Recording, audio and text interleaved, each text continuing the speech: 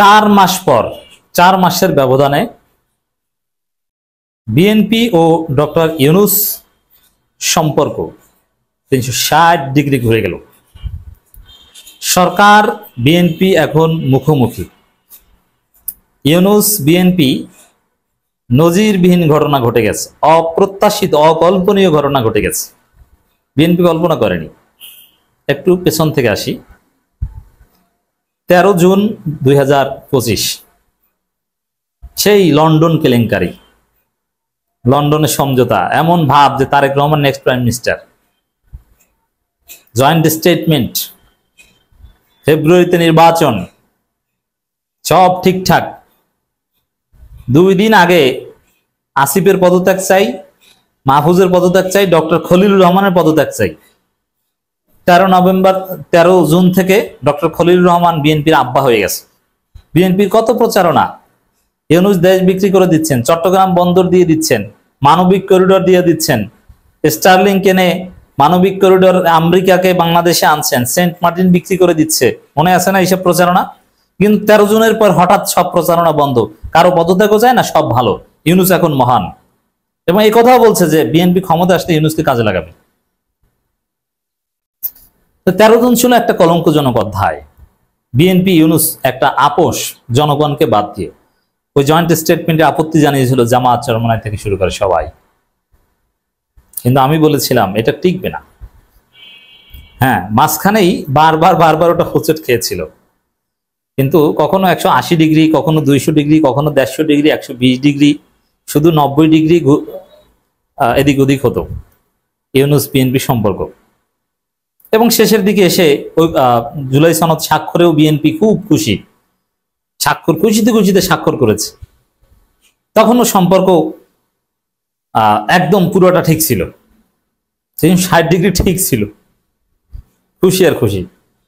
কিন্তু হঠাৎ করে যেই ঐকমত্য কমিশন জুলাই সনদ সুপারিশমালা সহ হস্তান্তর করেছে প্রফেসর ইউনূসের কাছে, বাস্তবায়ন পদ্ধতি এবং আইনি ভিত্তির পদ্ধতি সহ, তারপরেই সবকিছু উলটপালট হয়ে গেছে।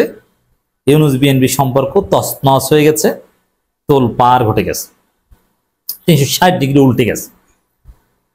এখন সরকার বিএনপি মুখোমুখি।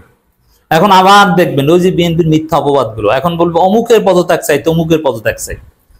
যদিও এখন বিএনপি কোনো উপায় দেখছে না, যেগুলো ঠেকানো যাবে না, এই জন্য এখন না ভোটের পক্ষে ক্যাম্পেইন করছে। আচ্ছা করেন না, এটা আরেক আত্মঘাতী সিদ্ধান্ত, এটা নিয়ে আলোচনা করেছে। এখন তারা বলছে আওয়ামী লীগ বিএনপি মিলে একসাথে বলছে আমরা না ভোট দিব, গণভোট তো ঠেকাতে পারলাম না, ঠিক আছে গণভোটে আমরা না দিব।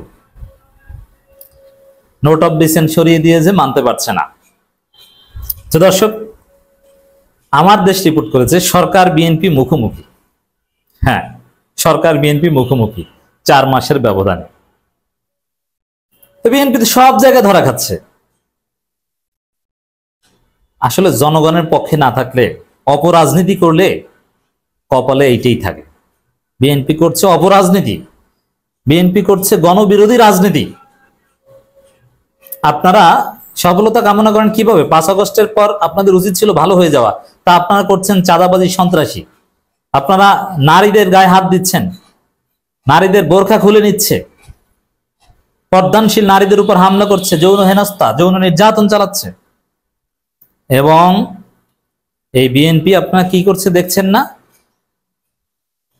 কোরআন ক্লাসে হামলা করছে, কোরআন তালিমে হামলা করছে, মসজিদের ইটের উপর আঘাত করছে, মসজিদের দরজার উপর আঘাত করছে, মসজিদের জানালা ভাঙচুর করছে, মসজিদের কার্পেট ছিঁড়ে ফেলছে।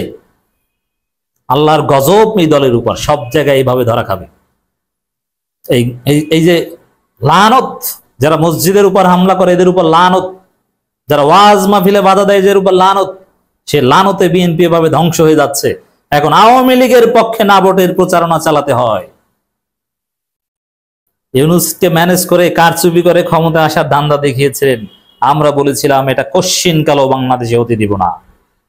এখন আপনারা ফেব্রুয়ারিতে নির্বাচনে চান না, না ভোটের পক্ষে প্রচারণা চালান।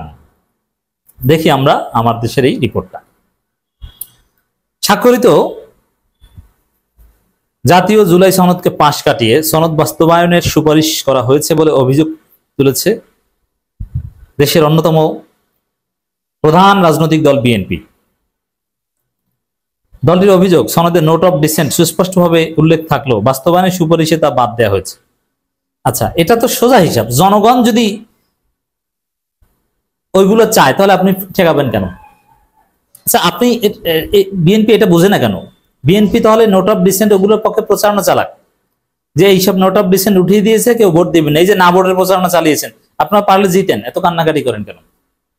আবার বিএনপি পার্লামেন্টে যে এটা সংশোধন করার চেষ্টা করুক, সাপোজ এক ব্যক্তি দুইবারে বেশি প্রধানমন্ত্রী হতে পারবে না, বিএনপির এটা আপত্তি ছিল। এখন আপনারা বলেন যে আমরা ক্ষমতায় গেলে এক ব্যক্তিকে 10 বার প্রধানমন্ত্রী বানাবো। আপনার এটা বলে জনগণের ম্যান্ডেট নিয়ে ক্ষমতায় যে 2/3 আসন পেয়ে তারপর সংবিধান সংশোধন করেন। এখন যদি জনগণ গণভোটে রায় দেয় যে না আমরা এই সংস্কারগুলো চাই, তা আপনি এটা নোট অফ ডিসেন্ট দিয়ে কেন ফেরাবেন? আপনি কে নোট অফ ডিসেন্ট দিতে? এটা গণভোটে ফয়সালা হবে। দলটির অভিযোগ, সনদে নোট অফ ডিসেন্ট সুস্পষ্ট উল্লেখ থাকলেও বাস্তবায়ন সুপারিশে তা বাদ দেওয়া হয়েছে।